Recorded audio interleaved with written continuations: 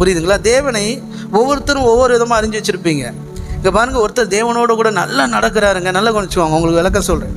ஒருத்தர் தேவனோட நல்லா நடக்கிறார், நல்லா நடந்து சூப்பராக இருக்கிறார், ஆண்டவருக்கு உண்மையாக இருக்கிறாரு, சூப்பராக நல்லா இருக்கிறாரு, நல்ல திருமணம் முடியுது, நல்ல குழந்தைகள் பிறக்கிறாங்க, பொருளாதாரம் நல்லா இருக்குது, விவசாயமாக இருக்கட்டும், தொழிலாக இருக்கட்டும், வேலையாக இருக்கட்டும், நல்லா இருக்குது, சூப்பராக போயிட்டுருக்குது, ஒரு குறைவும் கிடையாது, நிம்மதியாக இருக்கிறாப்புல. இது ஒருத்தர்.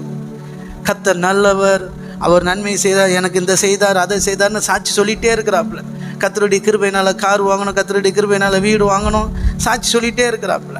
இது ஒருத்தருடைய அங்கே மரணம் இல்லை, நல்லா இருக்கிறாங்க. ஆமாம். இங்கே பாருங்கள், இன்னொரு குடும்பம் கர்த்தரை சரியாக அறியாமல் ஆனால் ஆண்டவருடைய பிள்ளைகள் தான், பேர் கிறிஸ்தவர்களாக இருக்கிறாங்க. இவங்க வாழ்க்கையில் ஏகப்பட்ட பிரச்சனை, கடன் தொல்லை, கடன் பிரச்சனை, பொண்டாட்டி பிள்ளைகள் பிரச்சனை, அது இதெல்லாம் இருக்குது. இவர் எப்படி சொல்லுவார்?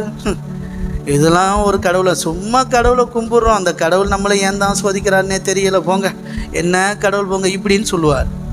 அப்போது ஒவ்வொருத்தருக்கும் ஒவ்வொரு விதமாக கடவுள் தெரிவார். அவங்க தேவனை எப்படி அறிஞ்சிருக்கிறாங்களோ அப்படித்தான் அவங்களுக்கு தெரிவார். நீங்கள் எப்படி தேவனை அறிஞ்சிருக்கிறீங்கிறது தான் இங்கே விஷயம். உங்களுக்கும் தேவனுக்கு இருக்கிற உறவு தான் இங்கே விஷயம். அதனால தான் சொல்லுது வசனம், உன் பக்கத்தில் 1000 பேரும் உன் வலதுபுறத்தில் 10,000 பேர் விழுந்தாலும் உனக்கு அது நடக்காதுங்குது. கொரோனா எத்தனை பேர் செத்தாங்க, நம்ம ஏன் உயிரோடு இருக்கிறோம் யோசிச்சு பாருங்கள். கொரோனாவில் செத்தவன் போகிற இந்த கடவுளுக்கு கண்ணு இல்லையான்னு சொல்லி தான் செத்தாங்க. கடவுள் என்னை கைவிட்டாரேன்னு சொன்னாங்க. நீங்களும் நானும் என்ன சொல்கிறோம்? கர்த்தர் என்னை காப்பாற்றினார், ஹல்லேலூயா அப்படின்றோம், சொல்கிறோமா இல்லையா? கொரோனாவில் நம்ம மட்டும் ஏன் உயிரோடு இருக்கிறோம்? நம்மளும் அதே சாமியை தானே கும்பிட்றோம், அதே ஏசப்பா தானே கும்பிட்றோம், நம்ம உயிரோடு இருக்கிறோம். நமக்கு வரலன்னு நினைக்கிறீங்களா? எத்தனை தடவை கொரோனா வந்துச்சு, நமக்கு வாசம் அடிக்காமல் இருந்துச்சு, நமக்கு சளி இருமல் இருந்துச்சு, காய்ச்சல் இருந்துச்சு. நம்ம வெளியில் சொல்லலை, உள்ளே இருந்துக்கிட்டோம், கஷாயத்தை அவிச்சு குடித்து சரி பண்ணிக்கிட்டோம். புரியுதுங்களா?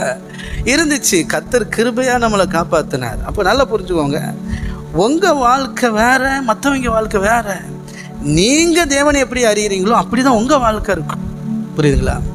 இப்போ நான் பிரசங்கிக்கிற வேலையை பார்க்குறேன், அதே நேரத்தில் நானும் தேவனோட கூட இருந்தால் தான் என் வாழ்க்கை நல்லாயிருக்கும்.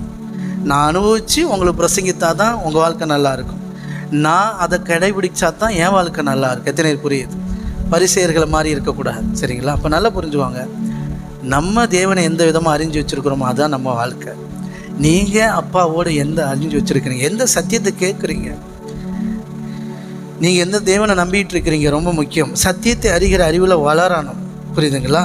அது இல்லைன்னா கஷ்டம். ஓகே, சரி.